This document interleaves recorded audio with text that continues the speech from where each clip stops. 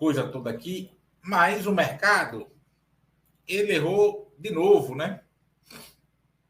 O mercado erra de novo sobre a economia brasileira. E eu estou falando sobre a economia brasileira, inclusive também nos aspectos regidos pelo mercado, impostos pelo mercado, como sendo os parâmetros para se julgar se a política macroeconômica está bem ou não. Né? A mídia e o mercado seguem errando. E uma aspas do tamanho de um trem na palavra errando, porque para mim não é erro, para mim é método, né, sobre a situação econômica brasileira.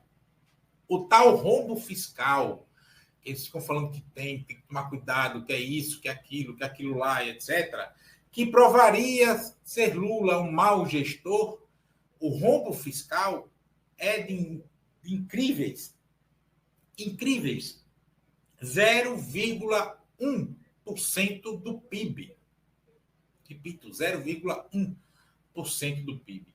Abaixo do ridículo, porque nenhum país tem essa coisa aí, do 0,25% do arcabouço fiscal. O arcabouço fiscal que foi aprovado para substituir o teto de gastos, para se aprovar a PEC da transição, lá ainda no final de 2022. PEC da transição, que garantiu a volta da política de aumento real do salário mínimo acima da inflação, garantiu a volta do Bolsa Família, a volta do Minha Casa Minha Vida, de uma série de programas de retomada de obras, de um socorro emergencial que ocorreu ainda ali no começo de 2023, junto às universidades públicas, que garantiu o concurso que a gente teve agora, enfim, uma série de situações aí. Né? Então, é bom a gente lembrar também, né, que o déficit deixado pelo Paulo Guedes, pela dupla Bolso-Guedes também, que foi séria, foi pesada, né? Não foi brincadeira. Né? Aqui, ó, em valores nominais, o déficit deve ficar entre 10 e 15 bilhões de reais. Gente, isso é troco de pão. Troco de pão. Troco de pão. Tá? Esse é um déficit que é troco de pão aqui, ó, 10 e 15 bilhões. Troco de pão. Esses dados que ele bota aqui, governo, etc., são do Tesouro Nacional. Tá? O Tesouro Nacional ali é mais ou menos uma autarquia, ali, tem uma independência muito grande dos governos da vez. Mas está aqui, ó. Né? É troco. E mesmo assim, a regra do arcabouço, ela é ridiculamente pequena, pô, 28,7 bilhões, tá? Então, guardado esse dado, vamos lá.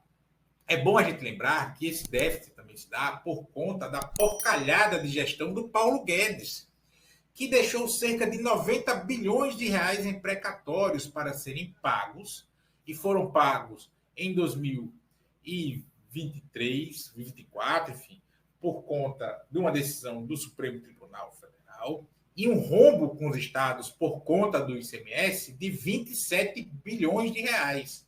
Ou seja, nós temos aí a brincadeira, um déficit, só nessas duas questões aí, de 117 bilhões de reais.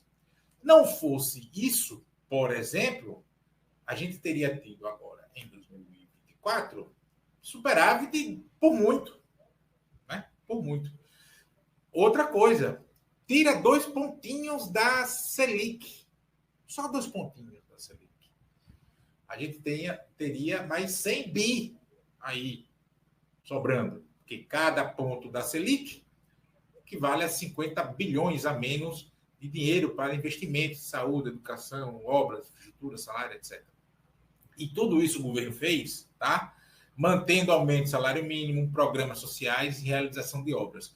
O tal pacote do corte de gastos, ele vale a partir de agora. Então, tudo isso foi feito com a política de salário mínimo, tudo valendo. Né? E essa coisa do arcabouço aí que não estava sendo cumprido ali. Essas metas extremas, né? Sem necessidade que a gente tinha ali, né?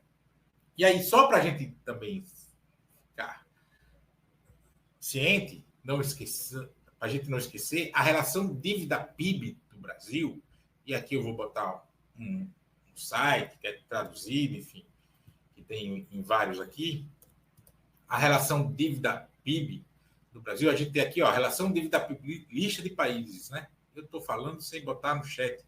Aqui a Célia Meg chegou, boa tarde, Célia, muito obrigado pela presença, tá? Esse site aqui, o Trend Economics, tem dados sobre economia, mercados, do país inteiro, cara, esse site. Confesso que às vezes ele não é muito claro, assim. Cara, quem entende, entende perfeito essa coisa aqui.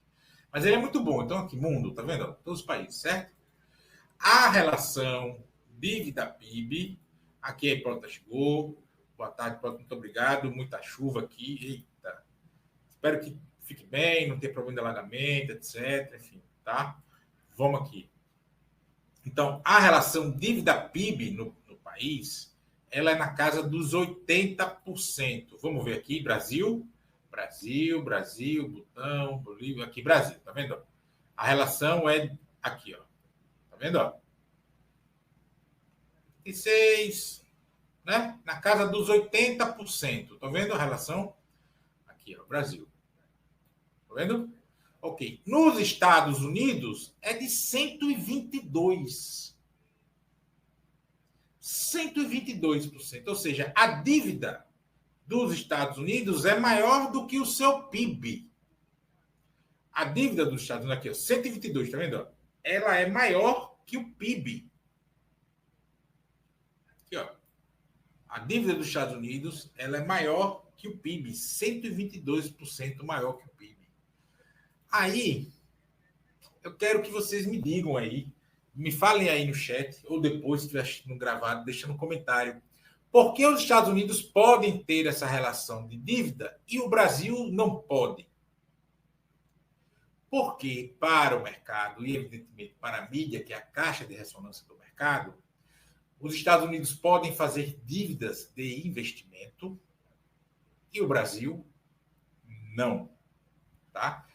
E tem outra, né? Assim, mesmo nesse cenário de domínio da lógica de mercado, enfim, né?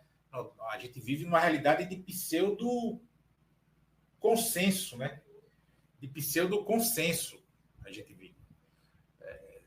Da lógica neoliberal, toda essa coisa aqui. Né? Mas vejam aqui a diferença, tá vendo? Os Estados Unidos, 122, ó, o Reino Unido, ó, 97, 95, tá vendo? Ó? Gente, tira o juro da dívida, o déficit cai desgraçadamente. Baixa a Selic, já cai outro tanto, assim, ridículo como cai. Né? E dívida, você tem a dívida investimento. Né? Isso é uma lógica que vale para o pequeno também. Eu tenho uma padaria, um mercadinho, uma coisa desse sentido, e quero ampliar. Eu vou pegar um empréstimo para fazer isso. Eu fiz uma dívida. E essa dívida vai ser paga com o investimento que eu fiz. Eu teria o retorno de volta. É a mesma ladainha da coisa que tentaram colocar agora no negócio de estatais, agora no final desse ano, né? É a mesma besteirada. É a mesma besteirada. Chovendo aí também, tá? Fiquem bem, gente. Fiquem bem, porque... Né? Então, não tem sentido essa dívida. E aí é isso, né? Nesse cenário de domínio da lógica do mercado, desse pseudo consenso neoliberal, né, que há no Brasil, enfim, que domina mesmo, tá? Não é para além de retórica, para além de debates monotemáticos na mídia hegemônica, é para além disso tudo. Né? Isso pesa muito, porque quem defende uma outra visão macroeconômica é tido como doido. Muitas vezes perde credibilidade. E a gente sabe que muito economista ele vive também de fazer pesquisa, consultoria, etc. Né? Mesmo os que são professores. Aí, né? Então, mesmo nesse cenário todo, com o Congresso ruim, mercado pressionando, etc., o governo Lula 3, através das suas políticas distributivas, enfim, as políticas conhecidas do governo Lula, fez o Brasil voltar a ser um país majoritariamente de classe média. Né? Neste momento, 50,1% da população tem uma renda média de 3,4 mil reais. A gente pode dizer, pô, mas 3.400 reais é pouco, é pouco. É verdade, é pouco. Aí, esses são parâmetros internacionais, tá? Que dizem que desse valor aí. Então, nós somos um país de classe média. A gente costuma confundir classe média com aquele cara, classe média alta, né? Que só é classe média e classe média alta. E esse acha que é rico, né? Mas não é assim. Né? Existem também, na paleta de cores das faixas de renda, na coloração classe média, também nós temos essa paleta, essa diferença de tonalidades, digamos assim. Nós temos o tom mais claro, mais vai escurecendo, vai até o mais escuro, até que ele muda de cor. Né? Mas nós conseguimos isso agora. Né? E isso é importantíssimo. Né? O aumento do emprego e da renda fez com que mais de 50% das famílias estejam nas classes A, B e C. Ou seja, a maioria da população se dividiu essa coisa de camada. Né? Eu nem gosto de falar classes, para mim, classe só tem duas: o proletariado e a burguesia.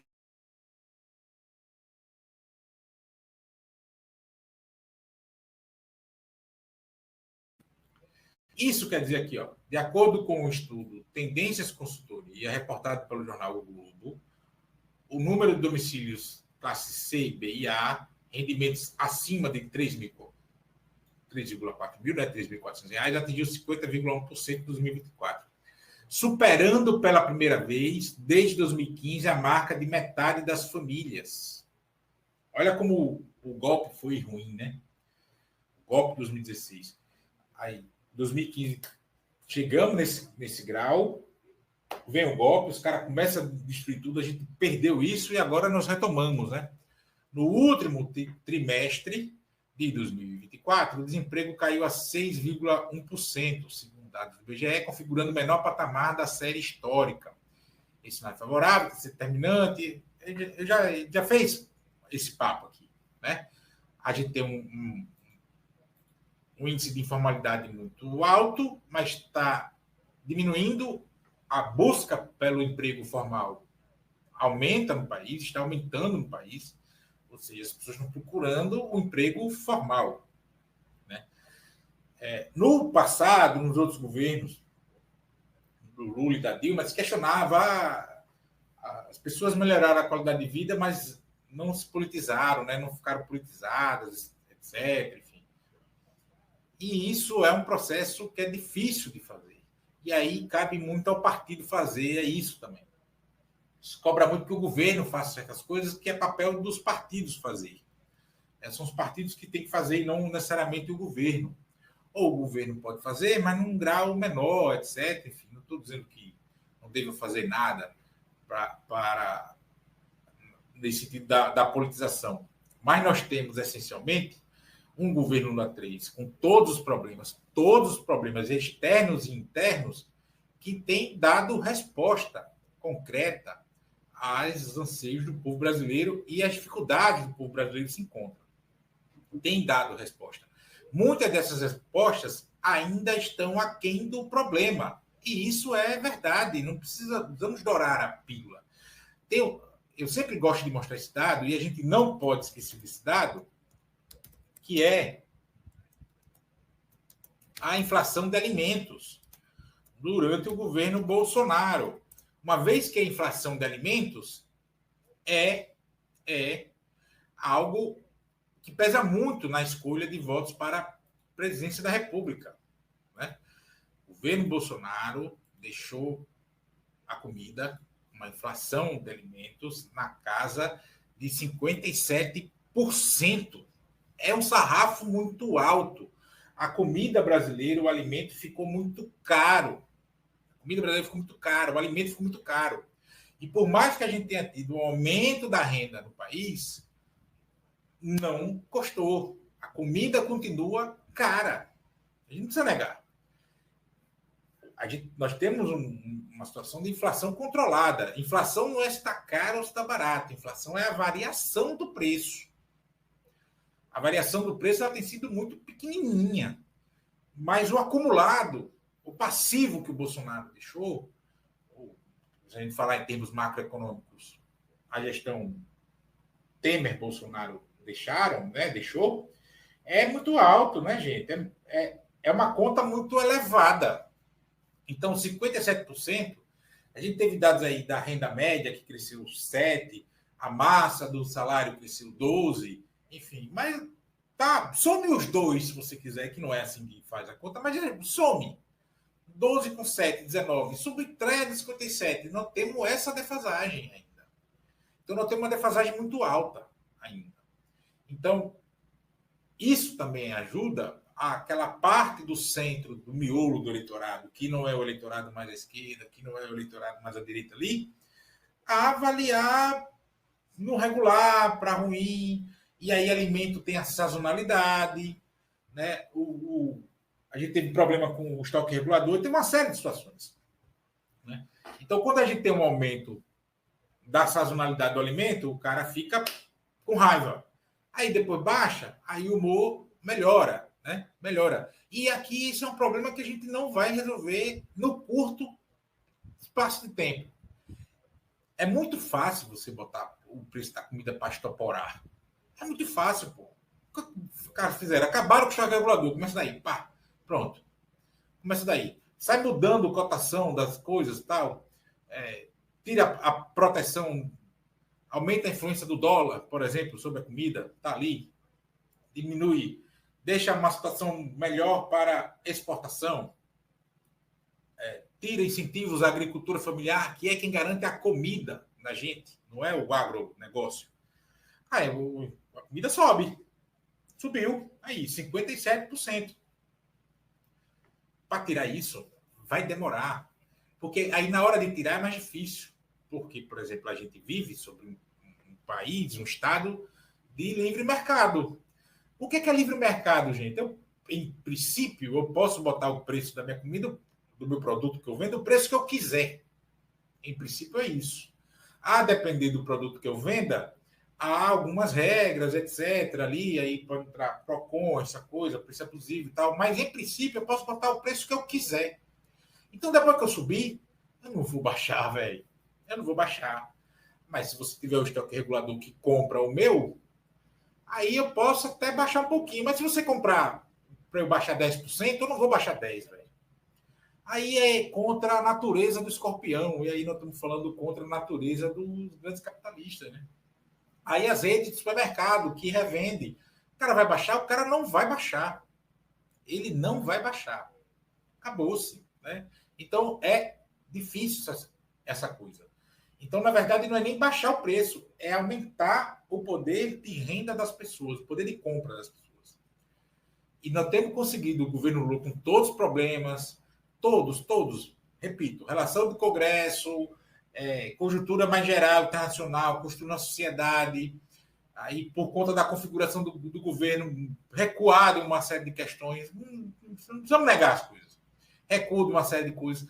Mesmo assim, essa distância diminuiu, mas ainda está muito longe. E aí o eleitor não quer saber. Ele não quer saber do problema.